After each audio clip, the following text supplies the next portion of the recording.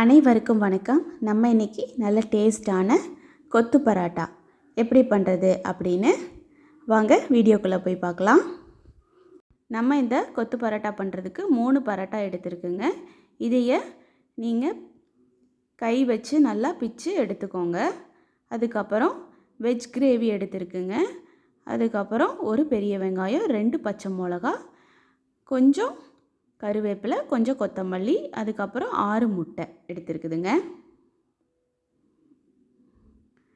இப்போ நம்ம கடாயில் தேவையான அளவு எண்ணெய் விட்டுக்கலாங்க. எண்ணெய் கொஞ்சம் அதிகமாக விட்டுக்கோங்க. ஏன்னா கொத்து பரோட்டாவுக்கு கொஞ்சம் எண்ணெய் அதிகமாக இருந்தால் தான் நல்லா டேஸ்ட்டாக இருக்கும். அதுக்கப்புறம் கடுகு போட்டுக்கோங்க. கடுகு பொரிஞ்சதும் பெரிய வெங்காயத்தை நல்லா பொடியாக, எந்த அளவுக்கு பொடியாக கட் பண்ண முடியுதோ அந்த அளவுக்கு பொடியாக கட் பண்ணி எடுத்துக்கோங்க. அதையும் கூடவே கருவேப்பிலையும் உள்ளே ஆட் பண்ணிக்கோங்க. அதையும் சின்ன சின்னதாக கட் பண்ணி எடுத்துக்கோங்க. ஆட் பண்ணிவிட்டு வெங்காயம் எண்ணெயில் நல்லா மிக்ஸ் ஆகிற மாதிரி நல்லா ஃபுல்லாக கலந்து விட்டுக்கோங்க. வெங்காயம் நல்லா பொன்னிறம் ஆகணும். அதுக்கப்புறம் சின்ன சின்னதாக கட் பண்ணி வச்சுருக்கிற 2 மிளகாயை உள்ளே ஆட் பண்ணிவிட்டு அது கூடவே நல்லா ஃபுல்லாக கலந்து விட்டுக்கலாங்க. இப்போது 1/4 ஸ்பூன் மஞ்சத்தூள் போட்டுட்டு கூடவே 2 ஸ்பூன் அளவு மிளகாத்தூள், 1 ஸ்பூன் உப்பு போட்டு நல்லா ஃபுல்லாக கலந்து விட்டுக்கோங்க. இப்போது வெங்காயம் ப்ளஸ் மசாலா எல்லாம் நல்லா ஃபுல்லாக மிக்ஸ் ஆகிற மாதிரி நல்லா கலந்து விட்டுக்கோங்க. கலந்து விட்டு அதனோட வாசம் போகிற அளவுக்கு நல்லா வேக வச்சுக்கோங்க. அதுக்கப்புறம் 6 முட்டையையும் உடச்சி உள்ளே ஆட் பண்ணிக்கலாங்க. ஆட் பண்ணிவிட்டு நல்லா ஃபுல்லாக கலந்து விட்டுக்கோங்க.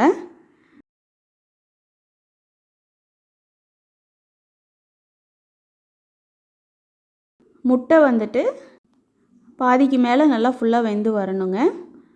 ஸ்டவ்வை மீடியம் ஃப்ளேமில் வச்சு குக் பண்ணிக்கோங்க. அடி பிடிக்காமல் அடிக்கடி நல்லா ஃபுல்லாக கலந்து விட்டுக்கோங்க.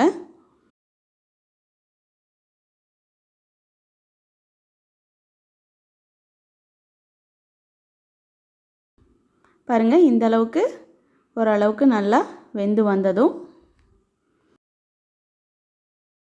நம்ம பிச்சு வச்சுருக்கிற பரோட்டாவை உள்ளே ஆட் பண்ணிக்கலாங்க.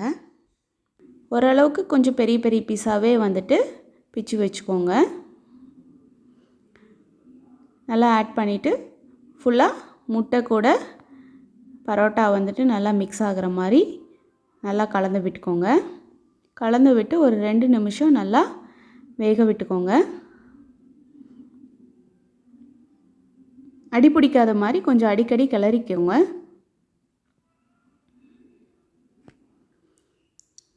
அதுக்கப்புறம் நம்ம எடுத்து வச்சுருக்கிற சால்னாவையும் உள்ளே ஆட் பண்ணிக்கலாங்க. நான் வெஜ்ஜு தான் ஆட் பண்ணினேன். நீங்கள் நான்வெஜ் சால்னா இருந்தாலும், இல்லை உங்கள் வீட்டிலையே நான்வெஜ் குழம்பு ஏதாவது இருந்தாலும், சிக்கன், மட்டன் எந்த குழம்பு இருந்தாலும் அதை ஆட் பண்ணிக்கலாங்க. குழம்பு ஆட் பண்ணிவிட்டு எனக்கு கொஞ்சம் உப்பு தேவைப்பட்டுச்சு, அதனால் நான் உப்பை ஆட் பண்ணியிருக்கேங்க. ஆட் பண்ணிவிட்டு நல்லா ஃபுல்லாக கலந்து விட்டுக்கோங்க. கடைசியாக உப்பு காரம் தேவைப்பட்டால் லைட்டாக ஆட் பண்ணிவிட்டு நல்லா ஃபுல்லாக கலந்து விட்டுக்கோங்க. அதுக்கப்புறம் நல்லா இந்த மாதிரி ஷார்ப் எட்ஜஸ் இருக்கக்கூடிய ஒரு டம்ளர் எடுத்துக்கோங்க. எடுத்துட்டு அதை வச்சு ஸ்டவ்வை லோ ஃப்ளேமில் வச்சுக்கிட்டு நல்லா ஃபுல்லாக கொத்தி விடுங்க. பாருங்கள், இந்த அளவுக்கு நல்லா ஃபுல்லாக கொத்தி விடணும். நம்ம போட்டிருக்கிற முட்டை, அதுக்கப்புறம் பரோட்டா, இது எல்லாமே நல்லா மசிஞ்சு வர அளவுக்கு கொத்தி விடணுங்க. அப்படி நல்லா கொத்தி விடும்போது தான் எக்கு, பரோட்டா எல்லாமே நல்லா மிக்ஸ் ஆகி நல்லா டேஸ்ட் கொடுக்குங்க. ஒரு 2-3 நிமிஷத்துக்கு நல்லா ஃபுல்லாக கொத்தி விடுங்க. கொத்தி விட்டதுக்கப்புறம் ஃபைனலாக மல்லி இலை போட்டு ஸ்டவ்வை ஆஃப் பண்ணிக்கோங்க. கூட சால்னா இருந்தால் சால்னா வச்சு சர்வ் பண்ணலாங்க. நல்லா டேஸ்டான கொத்து பரோட்டா ரெடி. நம்ம ஹோட்டல் ஸ்டைல்லையே வீட்டிலையே செஞ்சு கொடுத்தா குழந்தைங்கள்லேருந்து பெரியவங்க வரைக்கும் எல்லோரும் விரும்பி சாப்பிடுவாங்க. தேங்க்யூ ஃபார் வாட்சிங்.